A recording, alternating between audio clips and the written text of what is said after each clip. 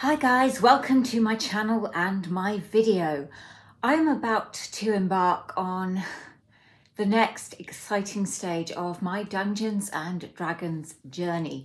For those of you who don't know, I've been playing D&D 5e for quite some time. I started DMing, which is running the games online for, first of all, some friends, and then I was brave enough to recruit some strangers. And tonight I am going to be DMing a group in Castle Comics, which is a local comic shop that has opened very recently in the town centre near me. This is Castle Comics, and I'm going to be running my Dungeons and Dragons in-person game from here. It's only opened very recently, and they do lots of gaming stuff. They do Warhammer, Magic the Gathering. I'm not interested in either of those and couldn't tell you much about them. D&D is my jam. I'm really excited about running a game in person rather than just online. This is the room with Dungeons and Dragons. These are the minis, which I have none of. Some dice, some other things.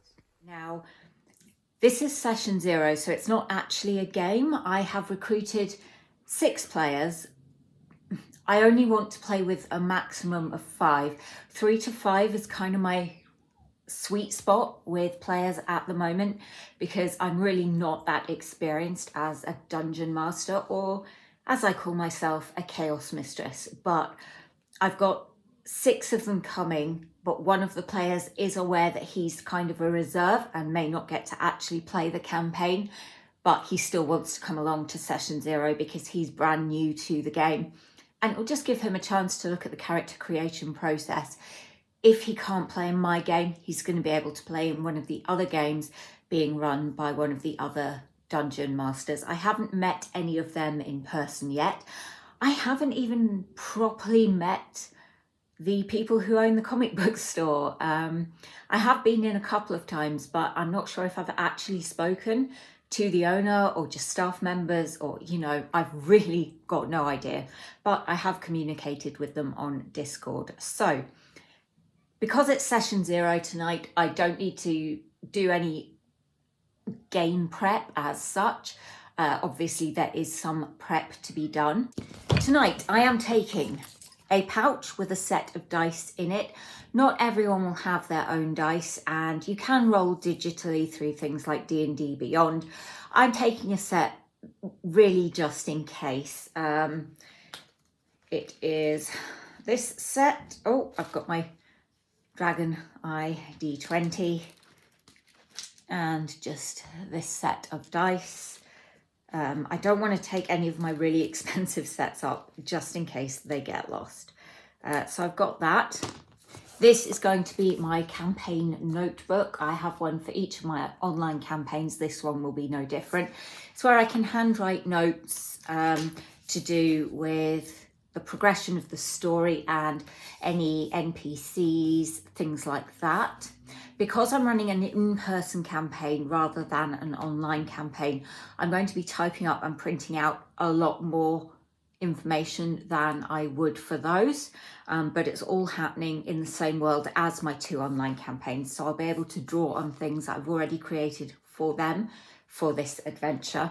I'm also taking my copies of the 3 core rule books, Player's Handbook, Xanathar's Guide to Everything, and Tasha's Cauldron of Everything. They basically have all the race and class options that are going to be available to my players. I've said no flying races because I'm too new to dungeon mastering to be able to deal with the mechanics of flight, and trying to make a battle when you've got people playing characters that can fly, you have to put a lot more effort into it, because they can just fly up and shoot at range from the sky. And yes, that can be fun, but if it's happening in every single combat, it's a lot of work. It's not that I'm not prepared to do that work at the moment. I think I'm just too new to do it effectively, but hopefully that will come in time. And my characters may be able to fly at later levels. There are magic items and spells that can give them the power of flight, so you never know. And then, I'm not taking this tonight, but in future. This is my custom made Dungeon Master screen, which I ordered from Etsy. Now, it was expensive, but I need it.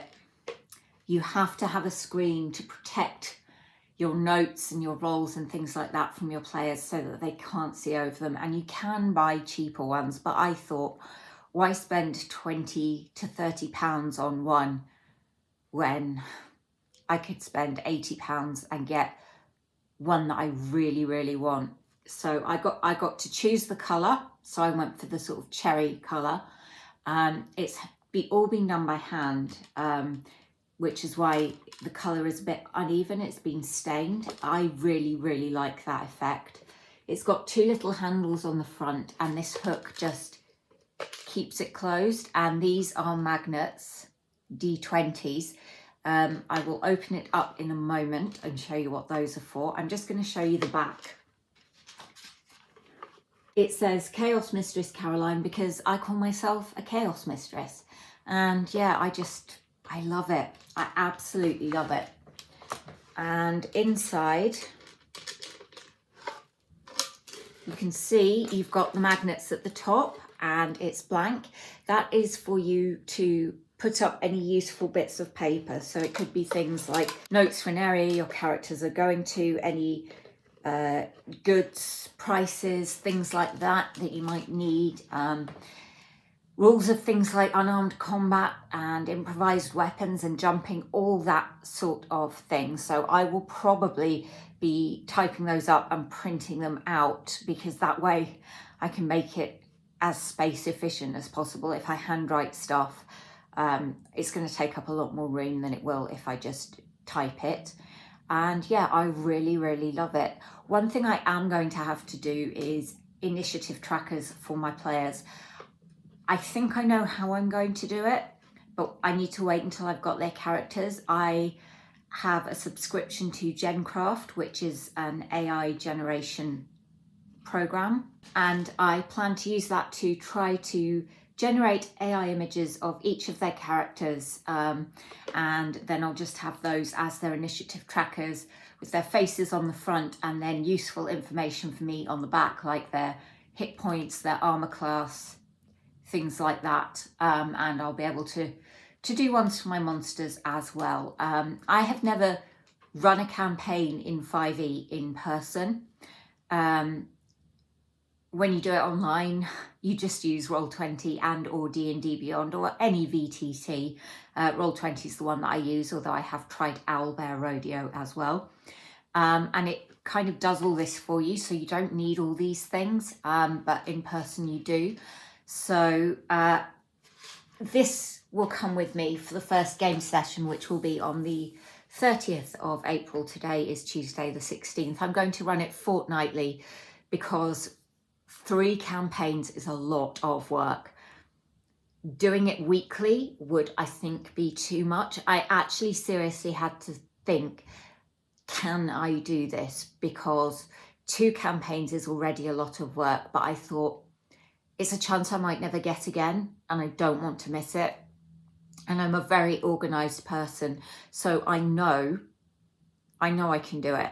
I just have to really be quite strict with myself on getting things done. So tonight we'll be doing character creation, hopefully beginning to get their backstories, and I'll show you some of the stuff I'm also taking to give to my players. This is my DM folder, and yes, it matches my t-shirt.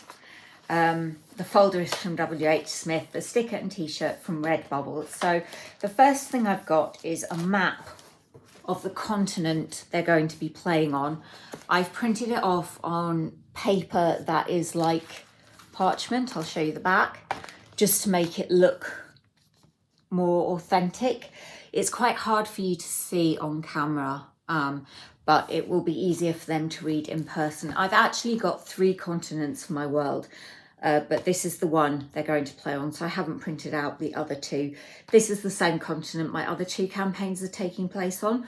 Once those campaigns end, I would love it if I could run campaigns on the other 2 continents, preferably with the same 2 groups, but of course it all depends on what's going on in people's lives and things like that.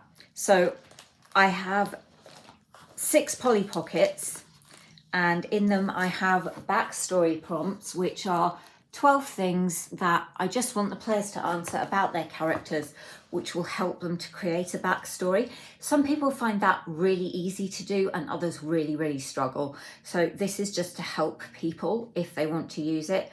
I don't need lots and lots of backstory. A little bit does help because it makes it easier for me to integrate the character's story into the adventure. And that, I think, is what helps to keep players invested and feel listened to, and you've really taken the time to look at their stories and the things that they've prepared and think about that.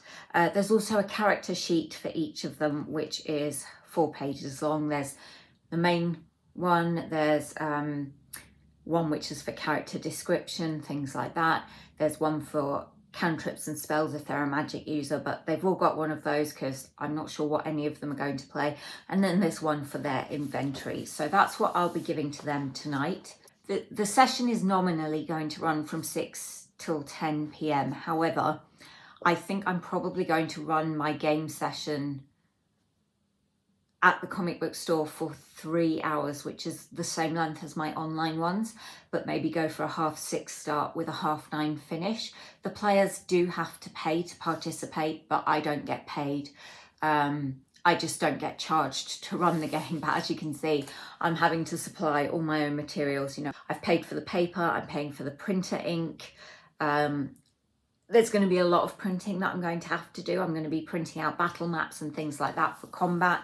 I'm going to have to get something that I can use to represent the creatures they fight, as well as the character tokens themselves. Some of them may have minis, which are basically miniatures, and they are usually painted in a way that will represent your character.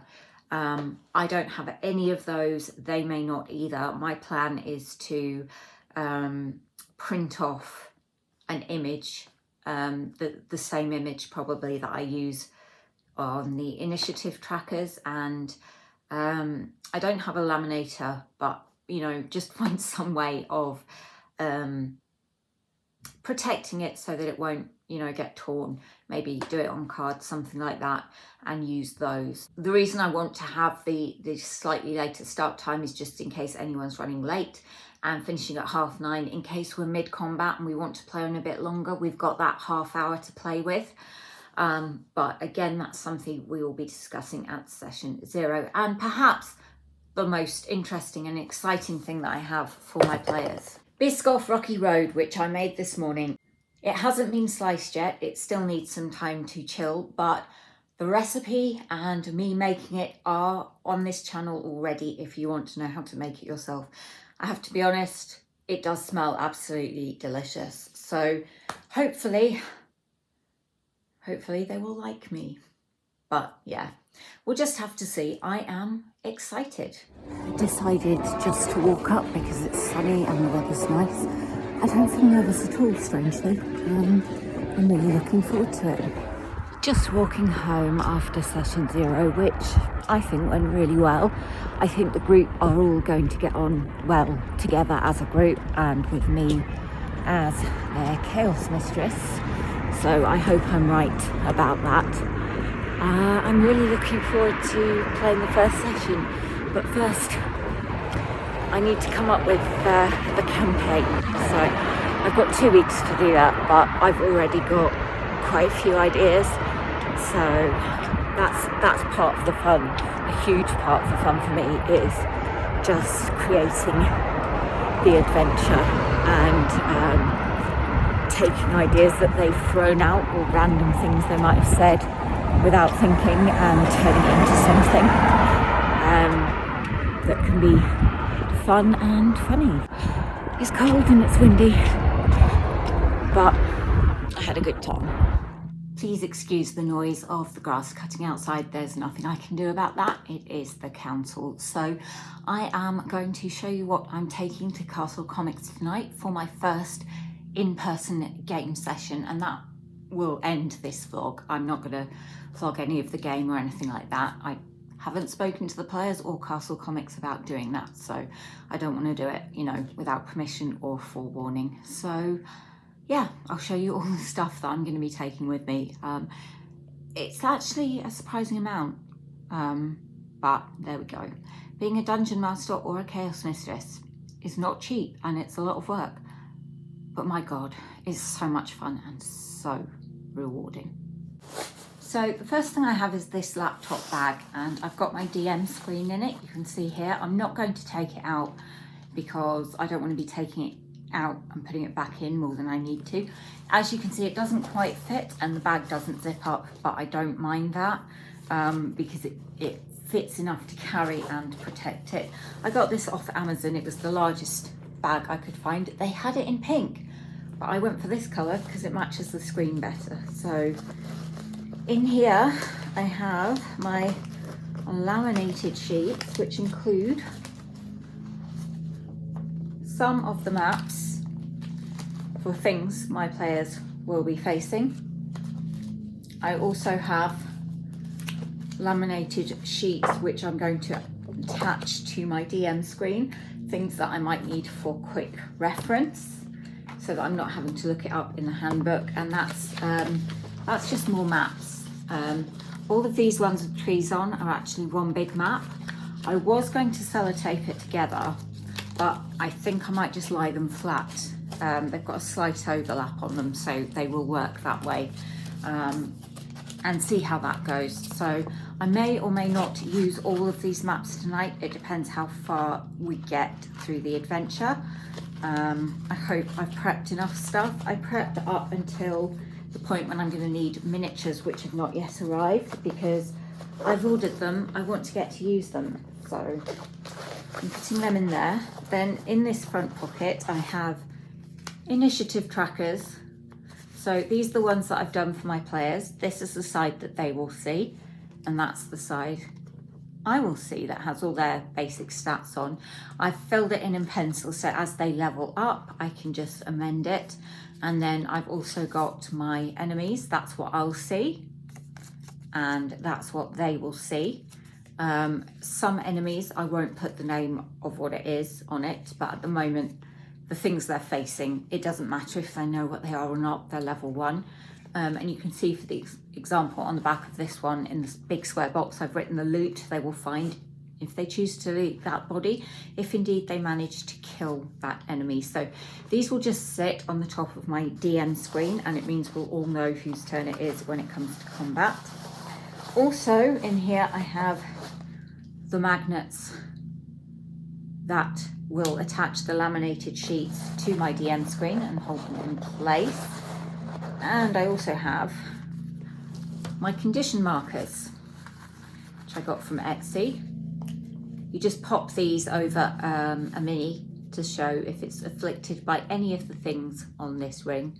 There are way too many to go through all of them, but it's things like if they're blessed, if they've got Hunter's Mark on them, if they're stunned, if they're charmed, that sort of thing. There's also just some tokens. You saw quite a few of them fall out that came with the set. One for each class in the game, so if anybody doesn't have a mini, I can use one of those tokens to represent them until we find a mini for. Also into this bag, I'm going to put my notebook. It's blank at the moment, but it's always good to have it just in case there's anything that happens that I need to make a note of in the game. I hope it will fit. And I've also got a pen and a pencil because, you know, if I'm going to note stuff down and keeping track of monster hit points, things like that, as characters do damage to them, I'm going to need something to write with. So that's everything that's in this bag. But this is bag 1 of 2. My second bag is this rucksack, which I already own, so I didn't buy everything specially. So in here we have a letter for each of my characters, which I probably spent way too much time writing out, printing, decorating. This one is for the half-orc barbarian with his intelligence of 6. That's why I've gone for quite a childish font. I think the guys will find that quite amusing. This will just give them a brief outline of their character's situation as the adventure begins. They've all given me a backstory, and I've worked out how they're going to meet and what they will know about each other and how close their relationships with each other will be. So they'll get this information at the beginning. I just think doing it this way is a nice touch. Hopefully it will add some excitement and anticipation for the game that is ahead, and maybe distract from my terrible DMing skills. I'm going to need a bigger box than this, but this one's fine for the moment. So in here I have minis for the things they will be facing, which I've labelled. That's the Chaos Cake, which I made out of polymer clay, which you may know as Fimo, although I just got a generic brand from China with some questionably spelt instructions on the back. But I was able to figure it out because you can't get a mini of a cake, and it's a monster I invented. They're not actually going to be facing the crawling claws, so I don't know why I've got them in there. I will leave these at home tonight. And my terribly painted bandits. I've ordered more bandits because I've just done such a bad job with these. I don't even want to look at them. So in a moment of madness, rather than ordering paint stripper, I ordered more bandits, which I will repaint probably exactly like this and never use these again. Then I have props. Now these are just handwritten notes. They're in different languages, and it's information that they may or may not come across in the game on torn bits of paper. Rather than me reading it out, I thought it would be more fun to actually hand the note to the player. They can read it themselves and choose whether or not to share it with the group. And then I've also got some magic item cards for magic items that I have created. Again, they're not going to find these tonight, but I've just got them in the box for safekeeping. Just because it's easier. I have got them on D&D Beyond, but it's easier to give them an actual printout. This is all stuff you don't need if you're playing online, because you know you do it all online, so you don't need miniatures, you don't need item things, you don't need printouts, because you can just copy and paste, and you don't need maps. So I'm hoping the laminated maps will work. So I'm keeping the minis in the front pouch too. Then in the back pouch we have, this is my area of effect measuring tool. The boxed one was actually the same price as an unboxed one, so I just got a boxed one. To a lot of people it probably just looks like some sort of weird protractor type thing, but it's to measure distances for spell effects and things like that. It probably will come into play more in higher levels of the game, but I thought I would get it anyway, and I really like the box that it came in, so yeah. It will keep it safe and stop it from being damaged. I have the dice rolling tray that I made, and I've got 2 sets of dice for now. I will probably need more than this next time we play, but for session 1, 2 sets is going to be enough. I'm probably never going to be rolling more than 2 of any particular dice at a time. I pre-rolled the initiative for my monsters just to speed things up, and I've written it down on the cards, so it's just the players that will need to roll for initiative tonight. Normally, I don't know actually how other DMs do it, if they roll in advance of a session or if they wait until the encounter begins, but I'm just thinking of ways to, you know, save time and make it all easier for everyone. This is my treasure chest, and in here I have 6 healing potions that I made. So there's weak healing potions, which is a homebrew creation. They do not exist in the world of D&D, but they exist in my world. And then there's just a regular healing potion, just slightly bigger. So I'm going to take these out, so if they buy or find any healing potions, I can give them a physical healing potion, and when they've used it, they can give it back to me rather than marking it off on their inventory. Again, it's just a bit of fun. It's not essential. And then I have my DM binder, which is not that full right now, but in here I have my hit point tracker for the monsters. So every time they hit, I'm going to write, these are the starting hit points for all my different creatures. So we've got the Chaos Cake and then the bandits there, and then boxes for me to fill it in as they do damage. I'm expecting it to take longer to kill the cake than any of the bandits. Also behind this, I've got my Monster stat blocks printed off. That's the one for the Chaos Cake. I could take my Monster manual with me, but it's heavy and it's just easier for me to do this. I've got them on the same page. I've done a menu for my inn, which is completely unnecessary, but just a nice touch. And then these are my campaign notes for session 1. So it's basically what they are likely to do during the adventure, what they're possibly going to come across. It's just in note form though, so yeah, that's why there's not much of it. Then I've just got the map of Ebendale, which is the continent they're playing on that I made, and Rycroft, which is the town they will be visiting first. And then I've just got some basic information on pricing of various items in case they go to the general goods store. I could do a menu for it, but it's just easier to do it like this. And if they ask if they're available for sale, I can say yes or no and look the price up. And then I've just got a spare set of character sheets at the back, just in case. I've got more Polly Pockets on the way, which is good because I need them. But yeah, this is the last thing to go in the bag. So that's what I'll be taking with me tonight. I'm excited. I'm wearing my Critical Role Yasha jumper. See our logo there. In honour of the occasion. And I'm just hoping that I can spin this out for 3 to 3.5 hours and that the guys will enjoy it and have fun and want to play with me again in 2 weeks, because I have got an awful lot of minis coming and I am going to want to use them. I mean, Crawling Claws. These need to be used, these little guys. Look how well I've painted them. I'll get better with practice. But yeah, so that is what I'm taking.